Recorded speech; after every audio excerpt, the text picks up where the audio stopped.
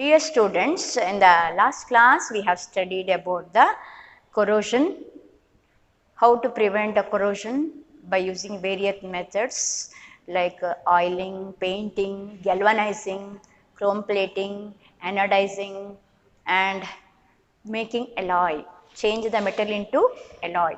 Alloy is nothing but mixture of it is homogeneous mixture of two or more metals or metal with the non-metal. By doing that, the desired property which is not present in the metal, which we want a particular desired property of the metal, can be obtained by mixing with other metals.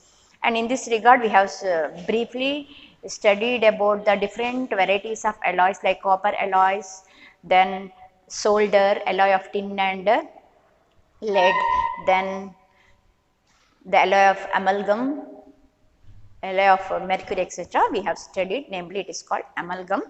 So, that is the end of the portion. Today I will take the important few questions present in the exercise. I will try to cover the exercise within the time.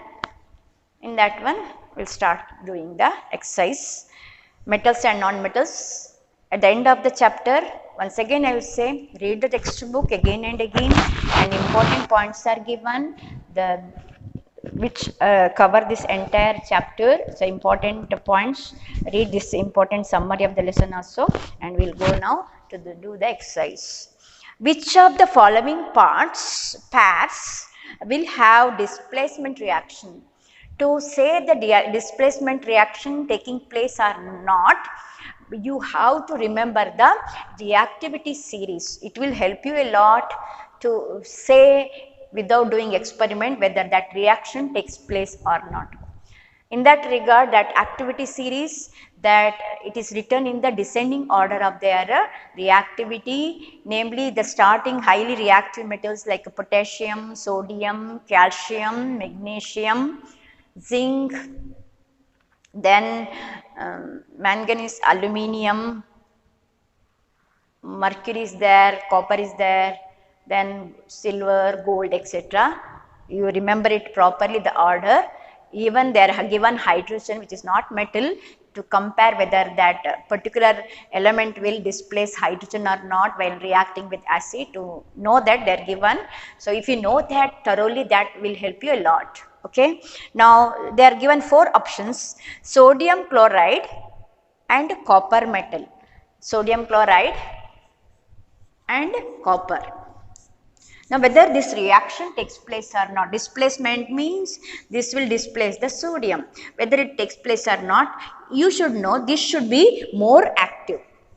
It should be always more active. That metal should be more active than the metal present in the compound. Then only the displacement reaction takes place. Now, copper and sodium chloride. Copper and sodium, if you compare, copper is less reactive than sodium. So, displacement with reaction now takes place. Second pair is magnesium chloride reacting with the metal aluminium.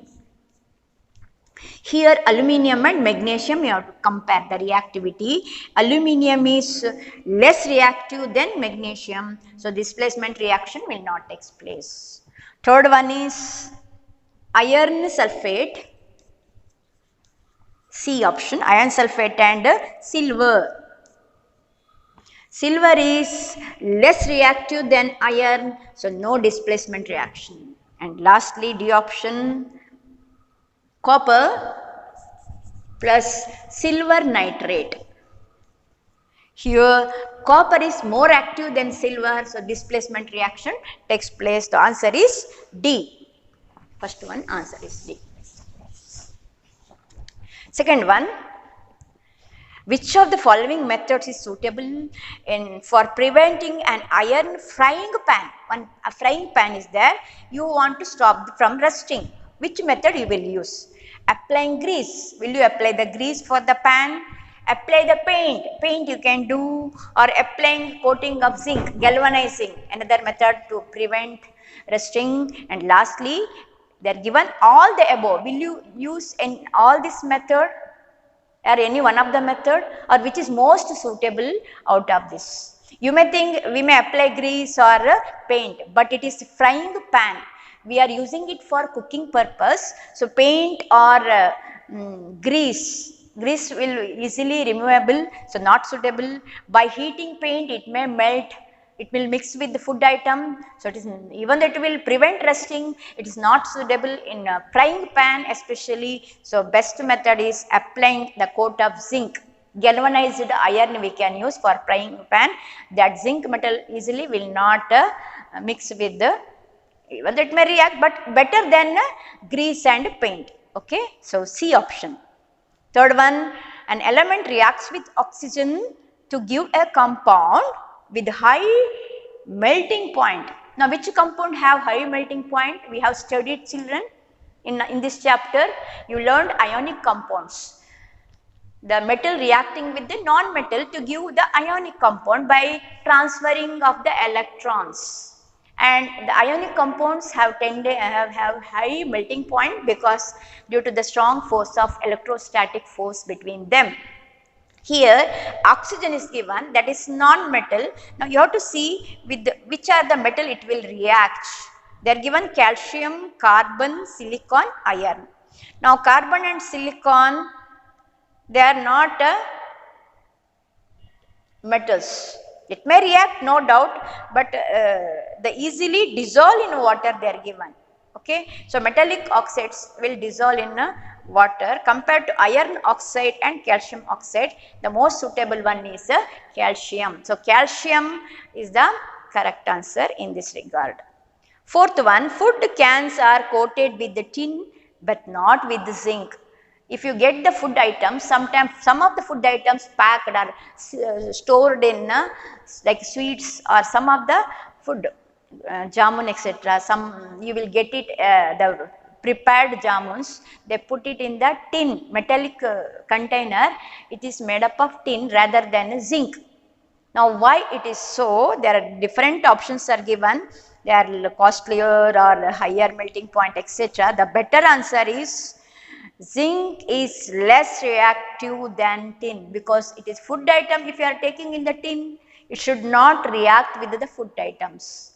Okay, so if you take least reactive metal, no problem, we can keep the food for a longer time without spoiling it. Okay, so the answer is D, zinc is less reactive than tin.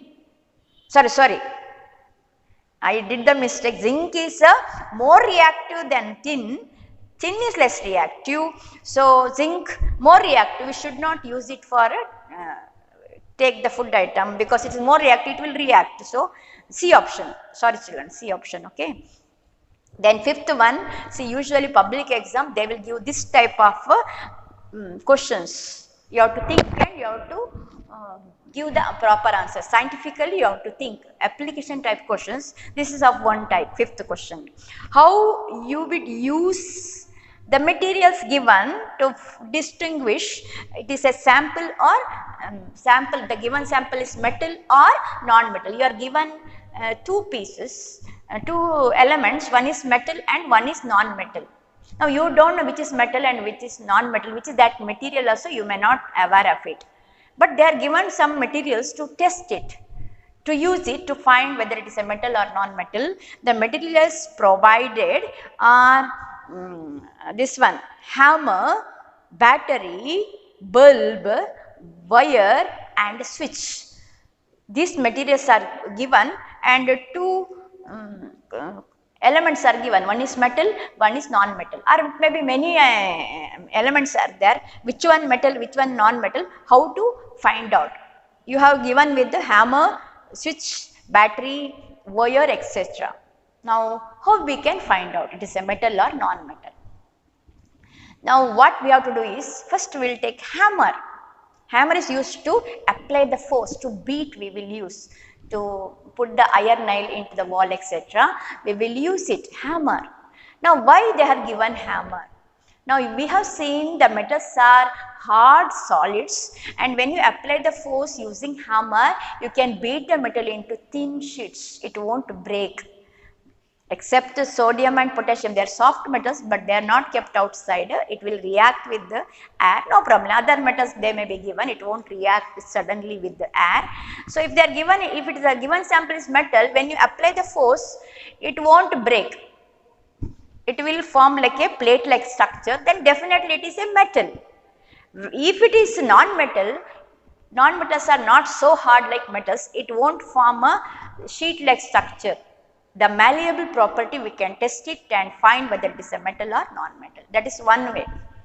Now another way is by using the wire, bulb, switch. They are given, now we can use in a simple circuit.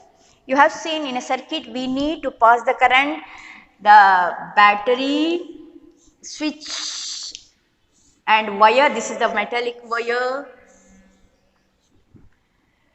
Bulb is also given, I think they are given. The fifth one, battery, bulb is also given. Bulb is given. Now what we do is, we will take the sample piece here, whichever, we will connect it here at the ends of the wire. Now circuit is completed.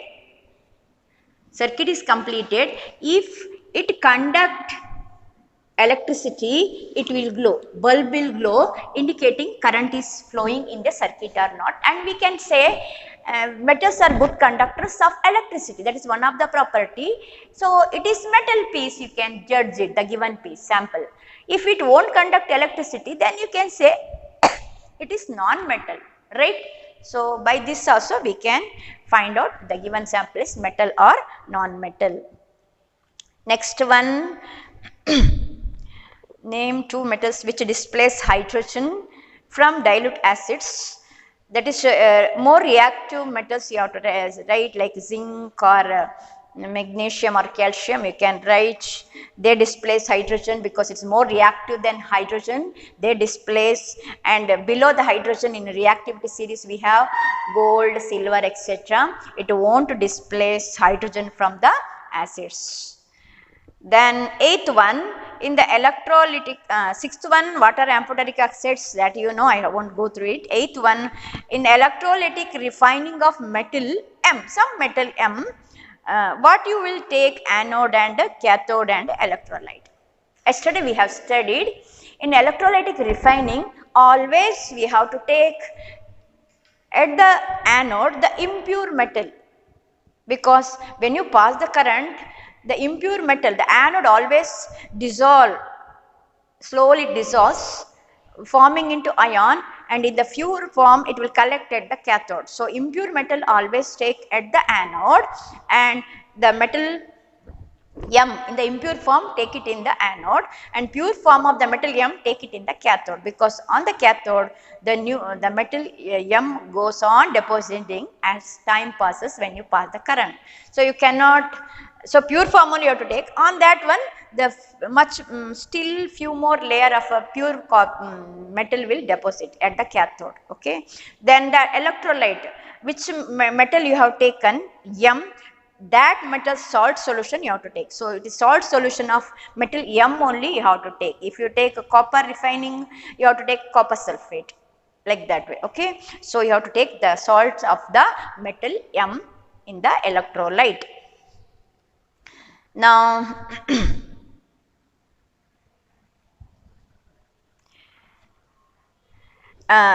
Pranush took sulfur powder on a spatula and heated it. They are given in the figure. You can see that one on a spatula and spoon. They are heated some which one? Sulfur. And one gas is liberated. They close the test tube to collect that gas, and they have taken it to test it. Now what will be the action of gas on dry litmus paper or moist litmus paper? Now when you heat sulfur with air, you will get sulfur plus oxygen, sulfur dioxide. It is oxide of sulfur you will get, and you know that the chemical properties of non-metals, sulfur is non-metal. The oxides of non-metals usually, which in nature, they are acidic in nature. They dissolve in water, form sulfurous acid. So if you take wet litmus paper, then the water present in the litmus paper, that gas will dissolve forming the acid, and you know acid will change the color of the litmus, which color to which, you know that. So, the wet moist litmus paper, it will change the color, that gas, but if you take a dry litmus paper, it won't change into acid, that sulfur dioxide gas. So, there will be no change in the litmus paper. So, you have to take a moist litmus paper to test whether it is acid or base. So, it will react with the moist litmus paper. Then you have to write SO2 plus H2O. Yes, reacting with oxygen forming sulfur dioxide, and if you take this gas, liberated gas, with the moist litmus paper with water, it will react, you will get sulfurous acid, H2SO3, it is acid. So, this will change the color of the litmus paper. Okay.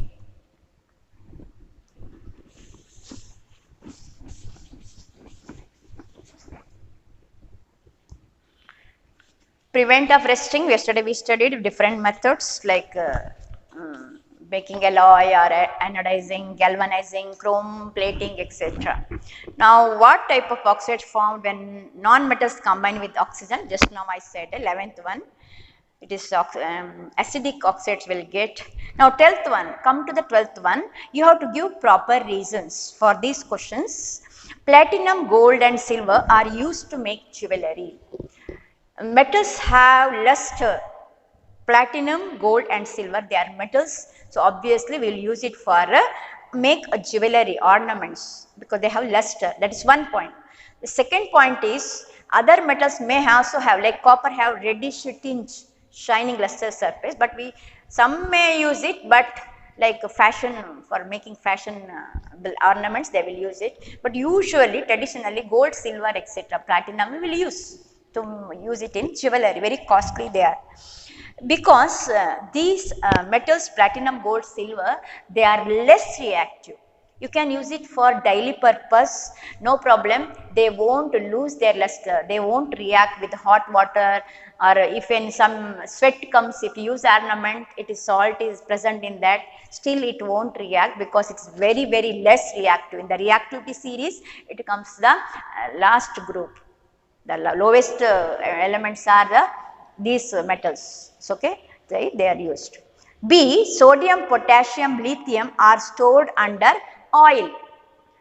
These metals, the sodium, potassium and lithium, they will come at the top of that reactivity series, indicating they are highly reactive metals. If you just keep it open, it will, with no time, it will react with the air, the oxygen present in air, it will react. No problem, we won't keep it out, we will keep it in water to prevent its reaction. You may think and keep it, store it in water, you have seen it, it will vigorously react. It will form the hydroxide, that sodium or potassium or lithium. It dissolves, forming its oxide, liberating hydrogen gas. Okay. So, there also it reacts. So, how to make it keep quiet, these very active metals? The oil, it may be kerosene, etc. These oils, where usually this sodium metal, etc., they even though they are very active metals, this oil which is not reactive in the sense they won't react with them, so they can won't react, they have to keep quiet, these active metals. So, there will be no reaction. So, in a better manner you can safely keep it, this highly reactive metals in oil, stored in oil. Third one, aluminum is highly reactive metal, we know that, right? Yet it is used to make utensils for cooking. Highly reactive metal means it will immediately react. So, in the food cooking we will take tamarind will take, it is acid, its juice is acid, right. So, you know metals will react with the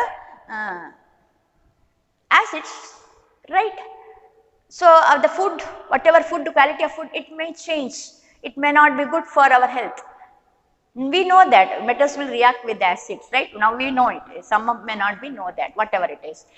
So, it will change the taste of the food. So, why we have to use aluminum? It is a active metal, still we are using, in many houses you have seen, we are using aluminum. Do you know why we are using? Because when you bring new aluminum vessel to your home, it has got shining surface, but when you start using, gradually it will lose its luster. What is the reason? It will form a highly protective layer. Aluminum is active metal. It will react with the oxygen of air and form aluminum oxide, Al2O3. This compound will form aluminum oxide. It is highly resistant to any corrosion or changes. Very highly protective layer it is. When it forms on the outer layer of aluminum utensils, this aluminum oxide, you cannot easily make it react with any of your food items, even with the acid like vinegar or tamarind or turmeric, whatever, whichever material or whichever type food stuff you take, this aluminum oxide, it resists corrosion, high good quality corrosion resist nature it has got. So that is the reason that aluminum vessel lose its luster due to the formation of this layer, a thin layer around this aluminum. So it will prevent further corrosion of the aluminum. So no problem, you can use it for cooking, the food stuff will not change usually, okay. So that is the main reason, even though it reactive, we will use it. Then carbonate and sulfide ores are usually converted into oxides and the extraction of metals. Now, can we separate metal with the carbonates? Separate the carbonates with metal to get the metal in the extraction of metal. Can we do that? Or if it is metal sulfide is there, separate the sulfide from the metal, we will get the metal, right? Why we should convert it into oxide, then we have to separate the oxide to get the metal, the reduction process, then we will do, right? Now, what is the necessity, this extra step? Already sulfide and carbonate is present, separate it, then get the metal. You may think like that way. Unnecessary, one more step extra, why are doing that? Calcination or roasting we are doing in the medium reactivity metals like zinc, etc., right? Iron, zinc, etc. Usually they will do, they convert it into oxide, then they will reduce it with the coke or carbon or some other active elements. The thing is, the separating the metals from their carbonates, sulfides are much difficult, costlier, it is not easy. If you change them into oxide, metallic oxide, then easily you can reduce it into its metal form.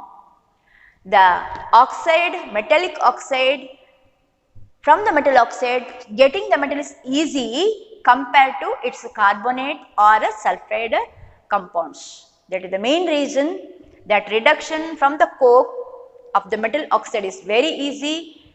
Anyone means not so like that way. In metallurgy, using proper devices, they can do it and they will get the metal instead of taking the sulfide or carbonate ores, okay. It is easy, oxide ore, separation of metals. Then if the copper vessel, you must have seen 13th question, tarnished copper vessels being cleaned with lemon or tamarind juice. Explain why these source substances are effective in cleaning the vessels. Usually, as you seen in the corrosion lesson yesterday, the copper when react with the moist carbon dioxide present in air, a greenish layer, or when sometimes when water drops continually fall on the copper vessel, it may little blackish color, a copper oxide layer may form or green layer, copper carbonate may form on the surface. So, you want to make it a clean reddish brown color outer surface, only copper you want, so that it will look much shine lustrous surface, that article copper article material. Now, how to remove it? We know the property of metals, the metal oxide or metal compounds. Metal oxides usually have which nature? Acidic or basic? When they react with the these metal oxides usually have basic in nature. So, in the acid base lesson we learned that bases will react with the acids to give salt and water. So, when you clean it using the acid, the basic the layer, the unwanted layer you want to remove, that is basic in nature. And whereas if you use the source substance contain acid, like it may be lemon juice or tamarind juice, it contains mild acids which won't harm our hand. It is not strong acid, so you can use it to clean this base. The outer surface is the oxide layer of copper, which is the base, react with this source substance which is acid, forming salt and water, which by washing it with water, that salt or water, whatever it is there, it is removed, and once again that beautiful luster of copper is gained again, and it look much bright. So they will usually use the source substance to clean copper vessel. Okay. Then differentiate between metal and non-metal on the basis of their chemical properties. Physical properties are some of the properties you know the difference between metals and non-metals, like malleable, ductility or lustrous surface, etc. Other than that, chemical properties like the acidic nature of non-metal oxides, the basic nature of metal oxides, how the metals react with the water, like when it reacts with water, it liberates hydrogen gas, or when metals react with the acids, it liberates hydrogen, but non-metals will not give. So in this way we can find the difference. Then 16th question, in a copper is used to make hot water tanks, not the steel, because copper is very good conductor of heat. It won't easily get rusted, so that is the reason it is make the tanks, usually copper tanks. Then 15th one, you have seen in paper, etc. Some persons coming to the houses and saying, we will make your gold ornament much lustrous. Old traditional ornaments, gold ornaments, if it is there, we will make good polish, give it, and we will change it. We will make it very lustrous at home now only. So if you go and give it, they will dip it in some liquid and they will take it outside and they will make it bright, and they will ask the money for doing that work. But don't do at home like this way, because it is aqua regia. If it is that solution only, the gold will react, then its outer layer will be removed, some mass will be removed, and your gold will be dissolved in that one, so you will get the loss. So that is the one incident that given in the 15th question, why that particular person who want to come to your house and change the gold ornament into lustrous one, and when the weight of that new gold will less, then he ran away from the place. So that is, he brought the aqua regia liquid, where gold will dissolve in that liquid. So that is the answer, 15th one. So we have covered the exercise, children. So go through the lesson, read the points, like a difference between metals and non-metals, some important properties of metals,